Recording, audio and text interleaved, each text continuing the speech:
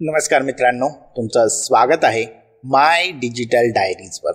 Hey my digital डायरीजचं Marathi channel आहे. आज आपण एक नवीन मालिका सुरू करत आहोत, क्लाउड स्टोरीज. या मालिकेमध्ये आपण क्लाउडच्या टर्मिनॉलॉजीज, क्लाउडचे कॉन्सेप्ट आणि क्लाउडबद्दल बोलणार आहोत. तत्पूर्वी चॅनलवर जर तुम्ही नवीन असाल तर चॅनलला नक्की सबस्क्राईब करा आणि नोटिफिकेशन बेलवरती क्लिक करायला विसरू नका. आज क्लाउड स्टोरीजच्या पहिल्याच भागात आपण समजण्याचा प्रयत्न करणार आहोत हे क्लाउड कम्प्युटिंग काय असतं. तर मग चला सुरू करूया.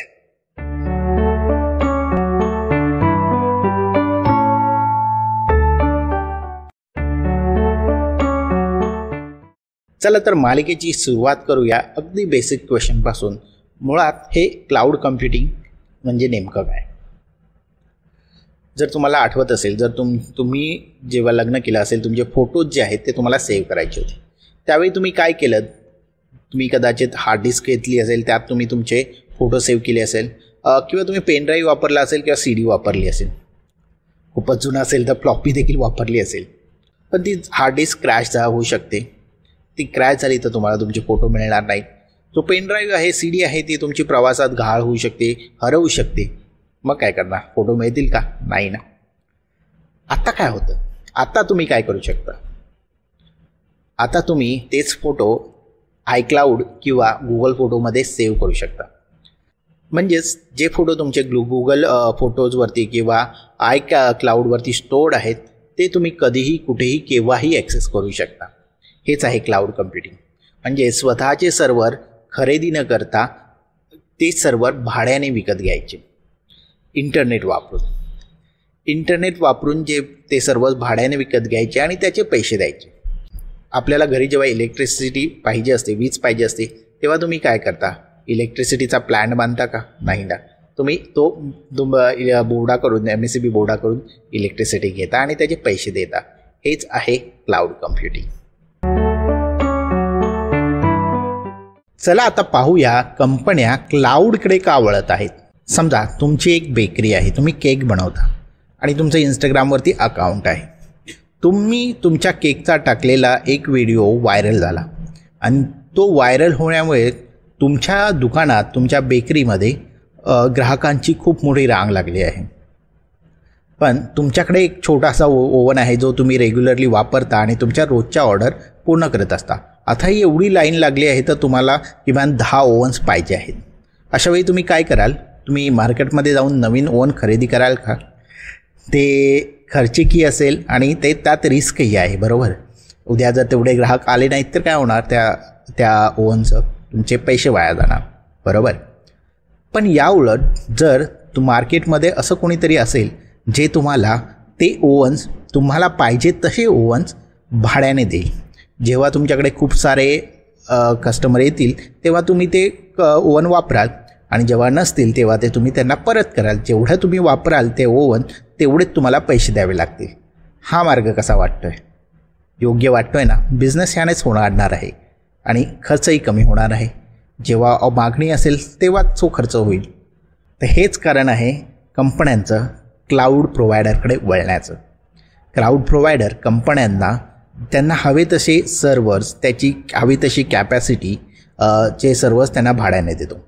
याचाच अर्थ त्यांना प्रोजेक्टच्या सुरुवातीलाच जे भविष्यामध्ये लोड येईल असं समजून किंवा एखाद दुसऱ्या दिवशी लोड येईल यासाठी मोठ्या कॅपॅसिटीचे सर्व्हर मोठा खर्च करून विकत घेण्याची गरज नाही. क्लाउड ते स्वतःहून ट्रॅफिकवरती डिपेंड राहून, म्हणजे ट्रॅफिकला समजून तुमच्या सर्व्हरची कॅपॅसिटी कमी जास्त स्वतः करेल. जेव्हा जास्त वापर होईल तुम्हाला तेव्हा जास्त पैसे जातील. याचाच अर्थ कंपनी त्यांचे पैसे तर वाचवेलच, सोबतच वेळही वाचेल आणि अर्थातच ग्राहकांच्या मागण्या देखील पूर्ण होतील. म्हणूनच आताच कंपन्या क्लाउडकडे वळत आहेत. चला तर आपण पाहूया क्लाउडचे फायदे. एक उदाहरण घेऊया. तुमची एक ऑनलाईन वेबसाईट आहे ज्यावरती रोज 100 ते 150 तिकीटं विकले जातात. म्हणजे तेवढंच ट्रॅफिक तुमच्या साईटवर येतं. तुमच्या साईटवर एक मोठ्या सुपरस्टारचा शो आला. त्या सुपरस्टारच्या शोसाठी हजारो लोकांनी तुमच्या साईटला भेट दिली. तुम्ही 100 ते 150 लोकांपर्यंत हँडल करणाऱ्या सर्व्हर कॅपॅसिटीचा सर्व्हरवरती तुमची वेबसाईट रन होत आहे. आता अचानक 1000 लोक आले तर काय होईल? अर्थातच तुमची वेबसाईट क्रॅश होईल. पण हेच जर ती वेबसाईट क्लाउडवर असेल तर काय होईल? क्लाउड जसं ट्रॅफिक येईल त्यानुसार तुमच्या सर्व्हरची कॅपॅसिटी अप किंवा डाऊन करेल. बरोबर. जर जास्त ग्राहक आले तर तुमची कॅपॅसिटी वाढेल आणि ते ग्राहकाला जे काही त्यांना करायचं आहे ते करू देतील, म्हणजेच ग्राहकाला त्रास होणार नाही. मग आता खर्चाचं काय? क्लाउड तुम्ही जेवढ्या गोष्टी वापरतात तेवढ्याच गोष्टीचं पैसे घेते. म्हणजेच ज्यावेळी तुमच्या सर्व्हरची कॅपॅसिटी कमी असेल त्यावेळी ते कमी पैसे घेईल, ज्यावेळी त्याची कॅपॅसिटी वाढेल तेव्हाच ते पैसे घेईल. बरोबर. हे असं आहे की जर तुम्ही ऑब्झर्व केलं की उन्हाळ्यामध्ये खूप गरमी असते, त्यामुळे तुम्ही AC लावता आणि त्या ACमुळे तुमचे इलेक्ट्रिसिटी बिल वाढतं. याच उलट जर हिवाळ्यामध्ये ते AC तुम्ही बंद ठेवला तर ते बिल कमी होतं.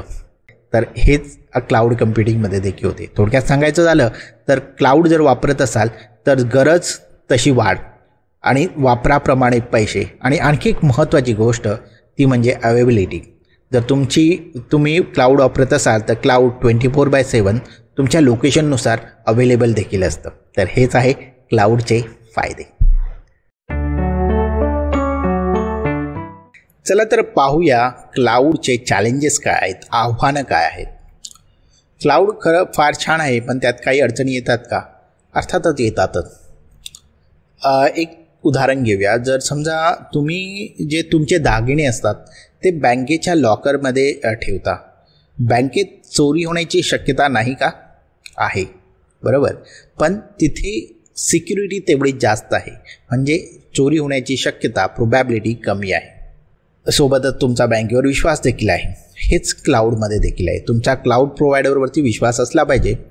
क्लाउडमध्ये देखील तुमचा डेटा हॅक होण्याची शक्यता आहे, पण तेवढंच क्लाउडवरती तुमच्या ऑन प्रिमाइसपेक्षा खूपच जास्त चांगली सिक्युरिटी आहे. सो सिक्युरिटी हे एक चॅलेंज होऊ शकतं. दुसरं म्हणजे खर्च.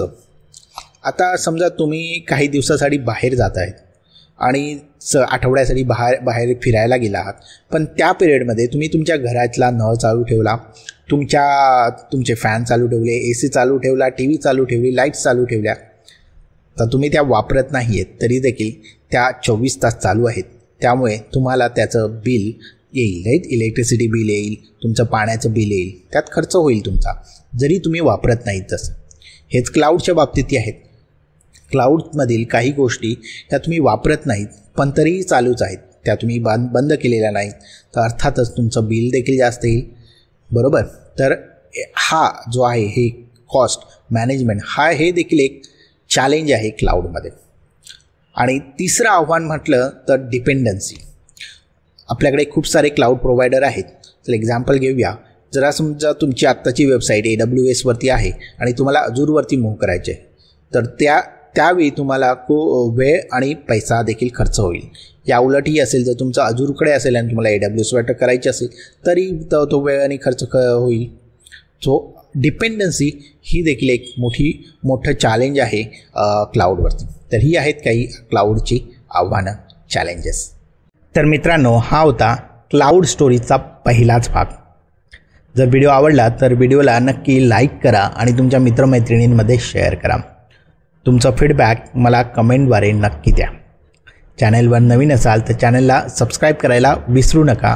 नोटिफिकेशन बेलवरती क्लिक करा. मी पुन्हा भेटेल पुढच्या व्हिडिओत. धन्यवाद.